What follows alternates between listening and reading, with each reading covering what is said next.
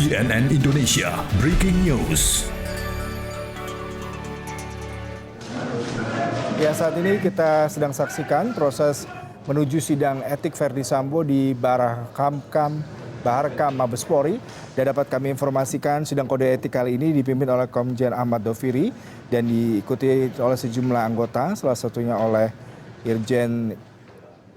Komjen Agung, juga diikuti oleh beberapa anggota lain seperti dari sejumlah analis dan juga menghadirkan saksi lainnya, yaitu baik itu dari pihak yang terlibat dalam obstruction of justice maupun dari pihak Mabespori sendiri.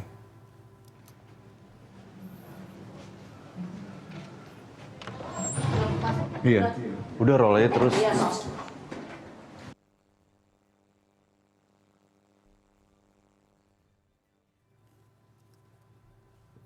Ya, sidang kode etik ini sendiri memang diagendakan akan dilakukan pada hari ini untuk menghadirkan satu orang saja, yaitu Irjen Verdi Sambo, untuk mendalami kasus yang terjadi akibat adanya kematian daripada Brigadir Yosua.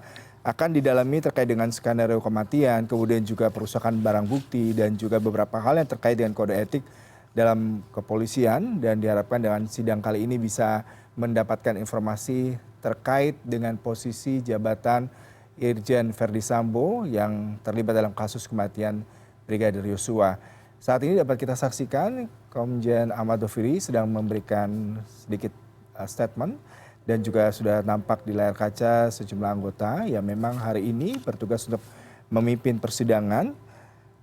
Dan diharapkan dengan persidangan kali ini masyarakat maupun publik dan juga awak media bisa mendapatkan informasi meskipun nantinya persidangan akan dilakukan secara tertutup, mengingat memang ada beberapa hal yang harus disesuaikan dengan kebijaksanaan maupun keputusan dari Komite Etik dari Mabespori sendiri.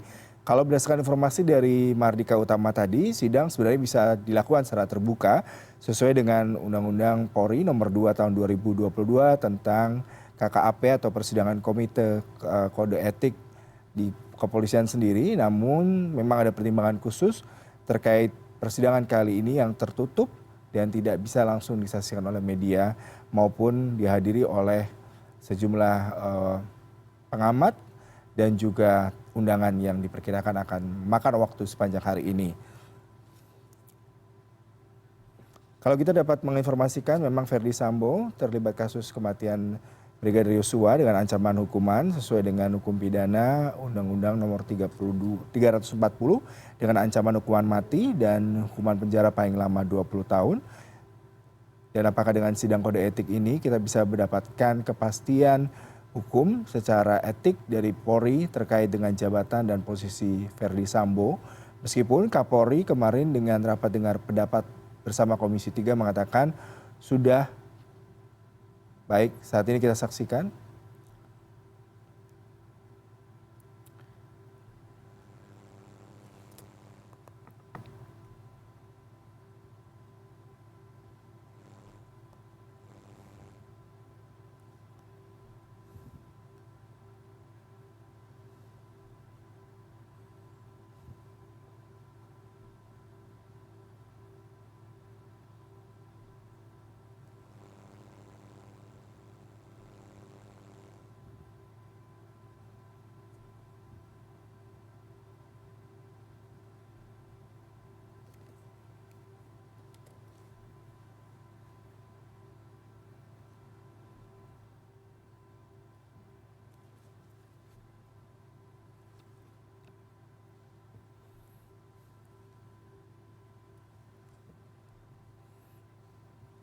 Ya, pada hari ini mantan Kadif Propam Polri Irjen Verdi Sambo akan menjalani sidang kode etik dan diharapkan dengan sidang kode etik ini kita bisa mendapatkan kepastian secara hukum terkait dengan posisi dan jabatan dari Irjen Verdi Sambo di Mabespori dan di Bayangkara apakah tetap menjabat ataukah akan diberhentikan dengan tidak hormat terkait dengan keterlibatan kasus kematian Barada Yosua pada tanggal 8 Juli 2022 lalu.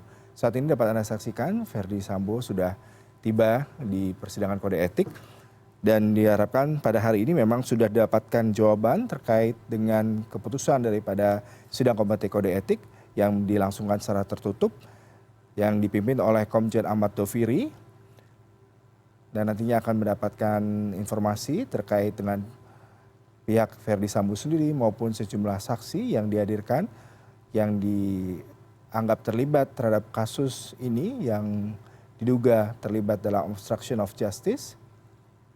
Nantinya dari pihak Mabes Polri yang dipimpin oleh Irjen Ahmad Doviri bisa menentukan poin-poin apa saja pelanggaran kode etik yang dilakukan oleh Verdi Sambo sehingga bisa jadi ia akan kehilangan jabatannya dan juga posisinya serta statusnya sebagai anggota Bayangkara pada hari ini.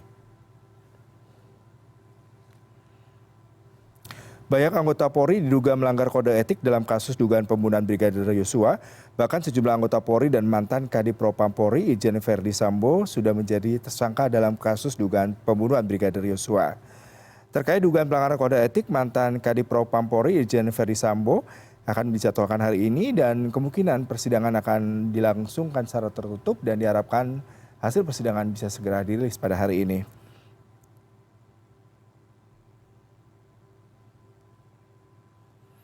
Kemungkinan sidang akan dilakukan secara maraton hingga selesai dalam 1 hari. Kalau kita bicara sedikit dan mereview bahwasanya polisi dalam menjalankan tugas harus mematuhi kode etik Polri, pelanggaran terhadap kode etik Polri bisa dikenakan hukuman. Kode etik Polri dipaparkan dalam Peraturan Kepala Kepolisian Negara Perkap Republik Indonesia Nomor 14 Tahun 2011 tentang Kode Etik Kepolisian Negara Republik Indonesia. Dalam aturan itu terdapat 4 lingkup kode etik Polri, yaitu pertama, kode etik kenegaraan, maksudnya adalah sikap moral anggota Polri terhadap negara kesatuan Republik Indonesia.